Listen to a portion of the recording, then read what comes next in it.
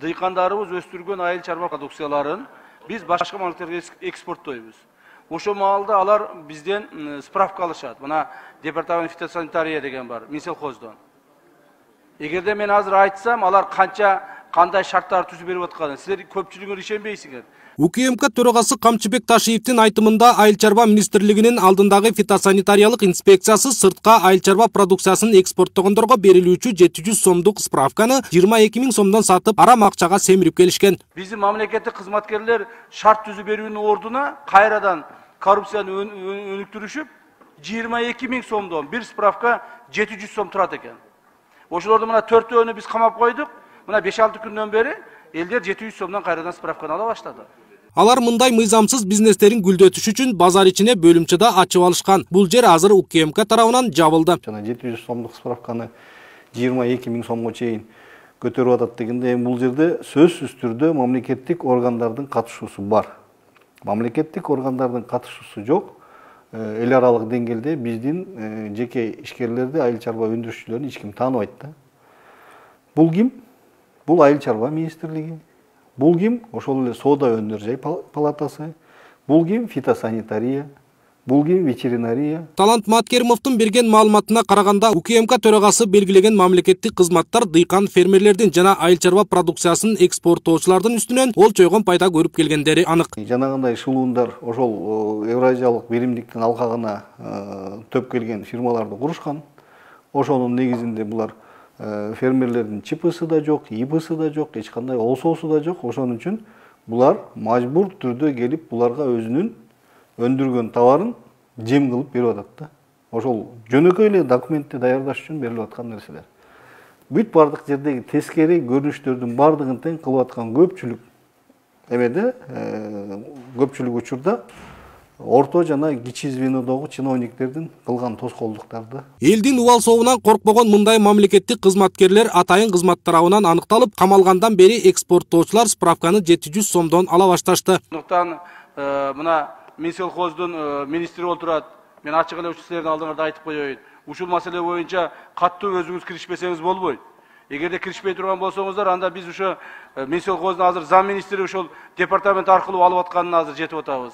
Департаменттин зам директор департаменти ошо отуруп алып, жана коррупциялык иштерди жүргүзүп атышат. Бардык жерде бар тармактарда өздөрү мафиялар түзүлүп калган. Ошо мафиялар аркылуу элдин үстүнө жүгүн артып келатышат. Айыл чарба министрлигинин өкүлдөрү да справканы берүү 700 сомдун тегерегинде болорун бул резонанстуу окуядан кийин билдирип жатышат. Бирок элдин капчыгын каккан эркулдарды эмне себептен өз маалында тыйып кое алган эмес деген пикирлер айтылууда. Бир сертификаттын баасы 200 сом. Жана лабораториялык анализдин баасы 492 сом болуп эсептелет. Эми бул прескурант баалары биздин антимонополия комитет тарабынан бекитилген. Ошончун ошол бекитилген боюнча биздин жалпы республикабыздын бардык территориясында ушул баада иштетилет. УКМК төрагасынын бул аракетин айыл чарба продукциясын экспорттоочулар да колдоп чыкты. 700 сомдук справканы 20 000 сомдон саткан ак каргаларга аң-таң болуп жаткандыктарын жашырышкан жок. Билем, что 20 000 ала тургандарын. Ал мен барып качан алдың эле деп мен ушал деп ойлойм да, мен барып алган эмесмин деп айтсам. Бирок 20 000 алышпы, э? Ошол эле 20 000 сом. Гиганттар 19 000 сомго, андан чоң машина 22 000 сомго ошондой алат. Кийин эмне деп Ташиевден суранса, ошонун баарын аткарып бере атпайбы? Даже жөнөкөй эле простой адам барып суранса да, ошонун каждыйына көңүл бурат да, ошол жагын мен колдойм.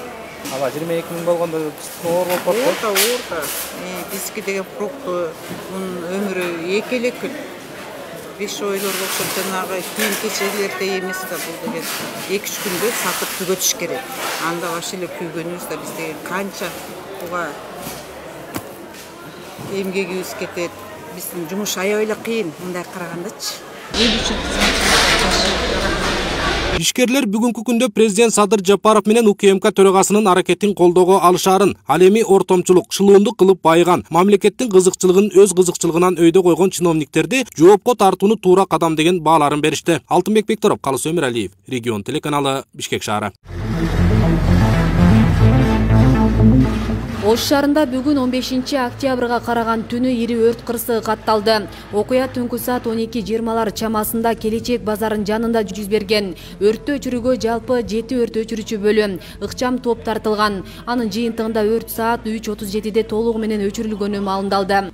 Болжолду 20-25 мүнөттүн ичинде толук кандуу светтин өчкөндүгү боюнча маалымат келгенден кийин биздин кызматкерлер өрт болгон жерде өчүрүү башталып 1 саат 13 мүнөттө өрт толугу менен көзөмөлгө алынып чектелген.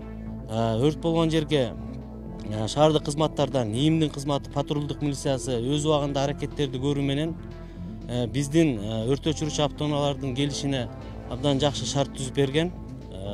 Андан кийин тез жардамдын 2 бригадасы келди.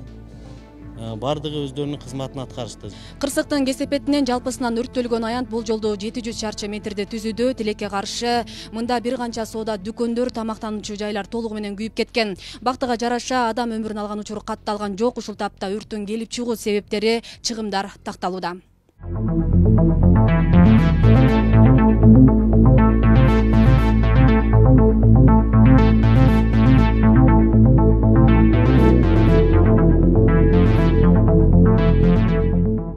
Айтырбай келген тилсиз жоодон Жазгүл Акимбаеванын дүкөнүнөн эч нерсе калган эмес. Ал соода жайда Түркиядан алып келген товарларды сатыкка койчу. Жеке ишкер 10 миллион сом зыян тартканын, башыбызда кредиттерибиз бар деп кейиди.